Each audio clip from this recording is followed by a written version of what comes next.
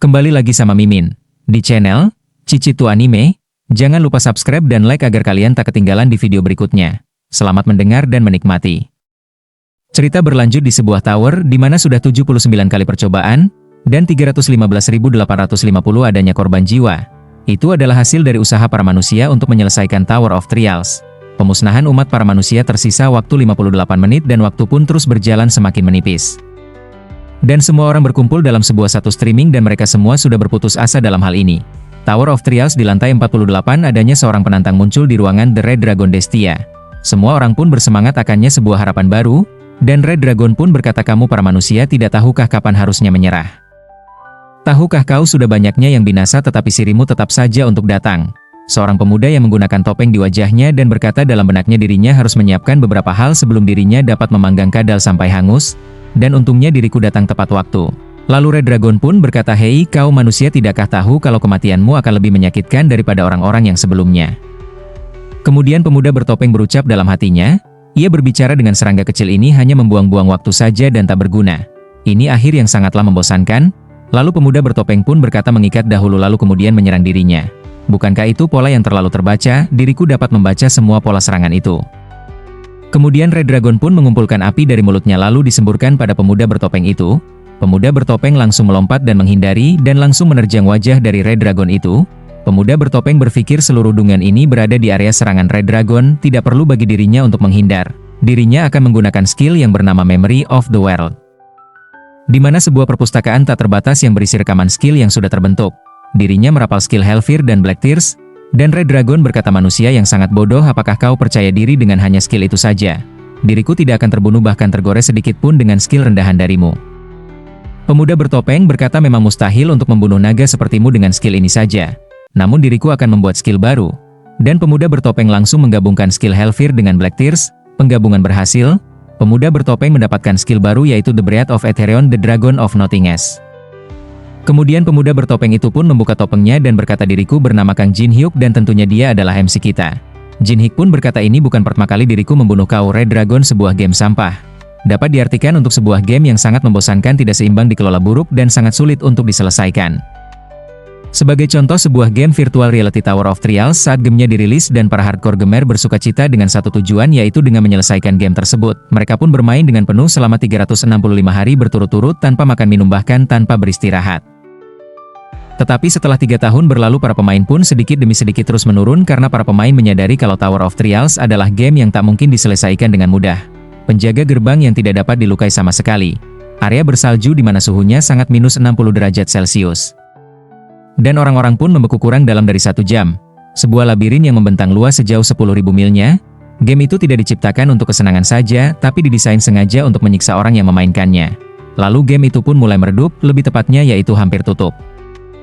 Tetapi masih ada juga beberapa hardcore gamers yang memainkannya dan juga dirinya. Walaupun kesulitannya sangat luar biasa tetapi Kang Jin Hyuk berhasil untuk menyelesaikan game tersebut, dan menjadi yang pertama menyelesaikan di antara semua pemain di dunia. Jin Hyuk sendiri pun tidak percaya dengan hal itu, sebenarnya itu cukup menyenangkan bagi dirinya. Aku merasakan pencapaian untuk menemukan cara menyelesaikan tower. Mengulangi lantai berulang-ulang sampai dirinya mengingat semua permainan di dalam game tersebut. Dan sangat menyenangkan sekali dirinya bermain game ini selama 11 tahun. Kang Jin Hyuk berkata, siapa yang sangka dirinya benar-benar menyelesaikan lantai terakhir, apakah semestinya aku melakukan streaming ataupun menguploadnya ke dalam YouTube. Walau game ini sampah, tapi mungkin dirinya akan mendapatkan beberapa penonton. Tiba-tiba Jin Hyuk mendapatkan notifikasi server akan segera di-restart ulang selama 12 jam. Jin Hyuk sangat tidak mengerti kenapa harus di-restart ulang game ini, lagi pula tidak mendapatkan keuntungan apapun. Jin Hyuk pun tak memperdulikan meski game ini di-restart atau tidak, karena dirinya sudah tidak berminat untuk memainkan game ini kembali setelah ini. Jin Hyuk juga sudah berencana untuk berhenti sebagai YouTuber dan streaming mulai hari ini, karena dirinya belum berkeluarga dan tidak mempunyai tanggungan. Tetapi dirinya sudah berusia 27 tahun, dirinya tidak dapat bertahan hidup hanya mengandalkan 500 ribuan atau setara dengan 8 juta setiap bulannya. Orang-orang menyatakan kalau dirinya sangat hebat untuk menjadi gamer profesional. Tapi untuk menghasilkan uang itu lebih penting, daripada bermain game untuk saat ini. Lalu Jin Hyuk pun melakukan streaming mukbang bersama dengan followersnya. Dirinya berencana untuk mengumumkan pada followersnya bahwa dirinya akan berhenti dan pensiun sebagai streaming. Tetapi sebelum itu dirinya mengurungkan niatnya karena dirinya berencana untuk mempostingnya di esokan harinya.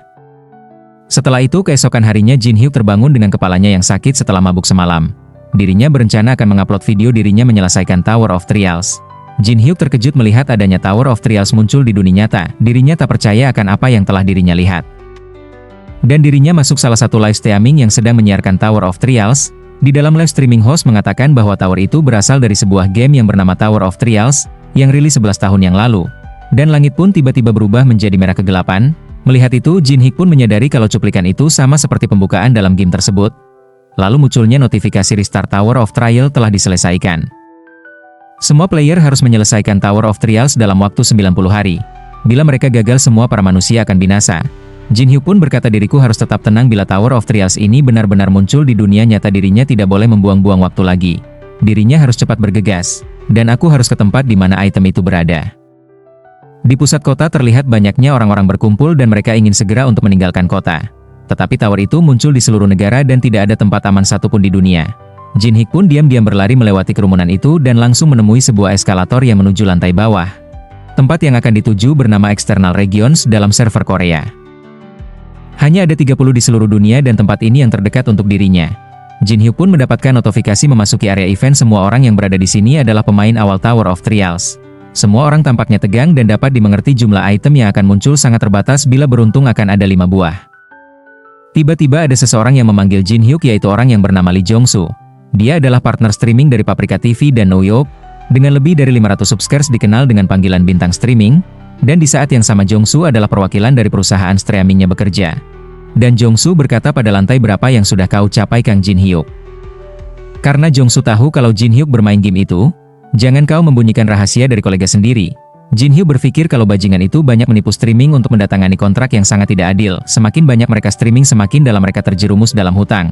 Protes mereka dipadamkan oleh tim hukum perusahaan. Pada akhirnya semua kolega yang dirinya kenal mereka yang bersama-sama memulai dari nol satu persatu meninggalkan perusahaan. Jong-soo berkata, ia tahu kalau Jin Hyuk sangat hebat dalam bermain game tersebut. Bantu diriku dan aku akan memberikan Jin Hyuk kontrak yang lebih baik. Dengan emosi Jin Hyuk lalu menyendul mulut Jong-soo sampai mengeluarkan darah dan membuat giginya terlepas. Jin Hyuk merasa lega, dan sepertinya sudah waktunya itu untuk muncul. Tiba-tiba ada ledakan dari lokasi air mancur dan muncul pohon besar dari sana. Sepertinya apa yang diingat oleh Jin Hyuk sangat tepat dan benar. Dan pohon itu mengeluarkan buah. Setiap buah itu menaikkan satu status dari player, termasuk kekuatan, kecepatan, stamina dan sihir. Tentunya itu item yang sangat bagus, tapi hanya ada 4 buah dari pohon itu. Sesuatu yang besar akan terjadi. Semua orang di sana melakukan berbagai cara untuk mendapatkan buah itu. Jong-soo berkata bila saja mereka berdua bekerja sama dan membagi buah itu sama rata akan jadi keadaan yang menguntungkan bagi mereka berdua. Tetapi sekarang sudah terlambat. Jin Hyuk berkata bila Jong-soo tidak tahu apapun lebih baik diam dan tutup mulutmu. Waktunya belum dimulai, kebanyakan orang bahkan tidak tahu kalau buah itu ada. Bagi mereka yang bermain beberapa kali game itu hanya akan terfokus kepada buahnya saja, tapi untuk hardcore gamer lebih menikmati proses kejam yang sebenarnya. Dalam benak Jin Hyuk, setelah buahnya termakan semua oleh orang itu, pohon itu akan masuk dalam mode mengamuk. Setelah itu mereka semua bergegas melarikan diri menjauh dari pohon itu, tetapi Jin Hyuk tetap diam dan tinggal lalu memanggil Jong-soo yang hendak melarikan diri. Jong-soo berkata dirinya menolak untuk membantu Jin Hyuk dan mati tanpa alasan yang jelas. Oleh karena itu Jong-soo akan pergi menjauh dari tempat berbahaya ini. Jin Hyuk berkata betapa memalukannya dirimu. Tahukah kau hadiah yang sebenarnya dari event ini adalah hanya bisa didapat setelah semua buahnya dimakan, dan itulah alasannya mengapa diriku masih saja tetap tinggal di sini. Dan Jong-soo terdiam dan berpikir dirinya bertanya-tanya mengapa Jin Hyuk tidak mengincar buahnya. Jadi itukah alasannya? Sesuatu yang manis tercium olehnya. Lalu Jong-soo mencoba untuk bekerja sama dengan Jin Hyuk lagi. Jin Hyuk berkata kita harus mendekat bersamaan. Bila kita bergerak berpisah kita akan menjadi target mudah bagi monster pohon itu. Jadi kita akan mendekat dari arah yang berlawanan secara bersamaan. Lalu Jin Hyuk bergerak maju mendekati pohon bersamaan dengan Jong-soo. Tapi di saat Jin Hyuk diserang oleh pohon itu, dirinya melihat Jong-soo mundur kembali dan berniat menjebak Jin Hyuk sebagai umpan. Sambil tersenyum melihat kelakuan Jong-soo, Jin Hyuk sangat bersyukur ternyata sifat Jong-soo tidaklah berubah sama sekali. Jong-soo lah yang akan dijadikan umpan oleh Jin Hyuk. Jong-soo lalu terlilit oleh ranting pohon itu dan Jong-soo pun meminta bantuan kepada Jin Hyuk agar segera menolongnya. Melihat itu Jin Hyuk berkata mengapa juga dirinya harus membantu. Bila Jong-soo mempunyai masalah dengan dirinya silahkan saja tuntut dirinya melalui pengacara hebatmu. Dan kini saat Jin Hyuk harus fokus pada hal yang sebenarnya, dirinya tahu pola serangan dari pohon itu secara detail. Jadi menghindarinya bukan masalah sulit untuk dirinya. Akhirnya The Heart of Mangrove sudah terlihat oleh Jin Hyuk, dan semua berjalan dengan sama, yang pernah dirinya alami saat bermain game tersebut. Sejak dirinya tahu bagaimana pohon itu menyerang, dan bagian tersulitnya hanya membuat pohon itu menyerang dirinya sendiri. The Mangrove hanyalah sebuah monster event, jadi dirinya tidak akan mendapatkan XP. Yang akan dirinya terima hanya masuk ke dalam Hall of Fame, tidak peduli seberapa berpengalamannya. Dirinya tidak dapat menghindari semua rantingnya. Tapi dirinya dapat mengubah arah lintasannya. Tidak perlu baginya untuk panik dan tidak ada alasan untuk takut, karena dirinya sudah bermain di bagian ini tak terhitung jumlahnya. Saat Jin Hyuk sudah semakin dekat lalu pohon itu kemudian mengeluarkan kupu-kupu penidur, Jin Hyuk segera menutup hidung dan mulutnya agar tak terkena efeknya. Monster pohon itu mengeluarkan bubuk penidur sebagai mekanisme pertahanannya. Bila orang-orang tidak tahu cara merespon dalam situasi seperti ini, mereka pasti akan mudah tertidur karena menghirup bubuk tersebut. Cara melawannya sederhana dan mudah, dirinya hanya perlu menahan nafas saja. Setelah Jin Hyuk berkali-kali menghantam jantungnya, akhirnya pohon itu mati juga. Dirinya sudah tidak tahu lagi berapa lama waktu yang dihabiskan untuk dirinya mempelajari pola serangannya. Dirinya bersyukur atas semua yang sudah dirinya lewati sebelumnya. Notifikasi pun muncul, pencapaian Jin Hyuk akan dicatat besok selama 1 hari, dan sistem meminta Jin Hyuk memberikan namanya. Jin Hyuk sudah menunggu momen di mana notifikasi bodoh ini muncul. Sistem itu meminta data pribadi dirinya. Jin Hyuk tidak memberitahukan namanya, dan dirinya membuat data pribadinya disembunyikan. Jin Hyuk menolak untuk memberikan data pribadi pada sistem, karena jika sampai tersebar dirinya akan ketahuan sebagai pemain lama yang sudah berpengalaman. Tetapi sepertinya sistem tidak memperbolehkan data sepenuhnya dirahasiakan. Dirinya rasa sistem memberitahuinya untuk berkompromi karena sudah menyembunyikan data pribadinya. Tapi yang terpenting sekarang dirinya mendapatkan apa yang dia inginkan, yaitu Tree Essence. Setiap buah menaikkan satu status antara kekuatan, kecepatan dan juga sihir sebanyak 3 poin. Sedangkan Tree Essence hanya memberikan sedikit 12 bonus status. Bila setiap naik level mendapatkan 3 status, maka itu akan setara dengan kenaikan 4 level. Jin Hyuk pun berpikir kalau item ini sangat sebanding dengan usahanya. Dirinya dapat mengatakan itu setelah menyelesaikan seluruh 50 lantai. Kemudian Jin Hyuk memakan Tree Essence tersebut dan efeknya langsung saja terasa seketika. Saat Jin Hyuk mengecek status window, dirinya masih di level 1 dengan bonus stat sebanyak 12. Jika statku seperti ini, dirinya adalah level 1 yang terkuat yang pernah ada. Dan waktu pun berjalan ke 1 jam kemudian video Jin Hyuk akan tayang dalam waktu 10 menit. Komentar mulai berdatangan, kebanyakan dari mereka tidak percaya. Orang-orang berpikir kalau Jin Hyuk hanyalah beruntung atau melakukan kecurangan, tapi setelah videonya tayang, komentar yang tadinya meragukan seketika menghilang dengan sendirinya. Ada banyaknya respon yang berbagai macam, tapi di antara orang-orang itu beberapa dari mereka berusaha merekrut Jin Hyuk sebagai sumber informasi. Dan Jin Hyuk berkata tentu tidak mudah untuk mengalahkan Mangrove of Greed saat berada di level 1. Tapi dirinya bukanlah hal yang mustahil. Tetapi itu dapat dimengerti semenjak kebanyakan player berhenti saat stag menengah ke atas. Dirinya sering saja lupa agar tidak menggunakan standar dirinya. Tapi 1 miliar won terlihat sangat menggiurkan karena dirinya menjalani hidupnya dengan serba kekurangan, seringkali telat untuk membayar sewa, dan juga kadang-kadang dirinya harus menahan lapar berhari-harinya agar dapat membeli makanan untuk konten mukbangnya. Bila dirinya mendapatkan tawaran itu kemarin, dirinya akan langsung menerimanya tanpa berpikir. Namun sekarang dirinya tidak akan mengungkapkan informasi yang dirinya ketahui walaupun dengan 1 miliar bahkan lebih. Yang terpenting saat ini yaitu memonopoli informasi. Saat game itu terupdate di dunia mana yang keluar dari dalam Tower of Trial dan menyebar ke seluruh kota Sal, hal itu tidaklah langsung berefek. Tapi ada satu yang menjadi perbedaan relik yang berada di luar tower, yaitu kekuatannya.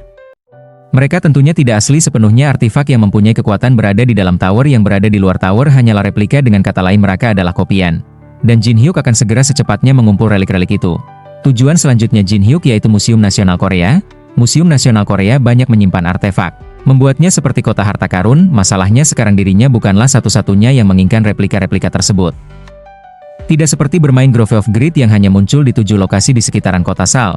Museum Nasional Korea hanya ada satu. Dirinya yakin kalau orang-orang dari seluruh dunia akan datang mencari artefak, dan di antara mereka pasti ada pemain yang berpengalaman seperti dirinya.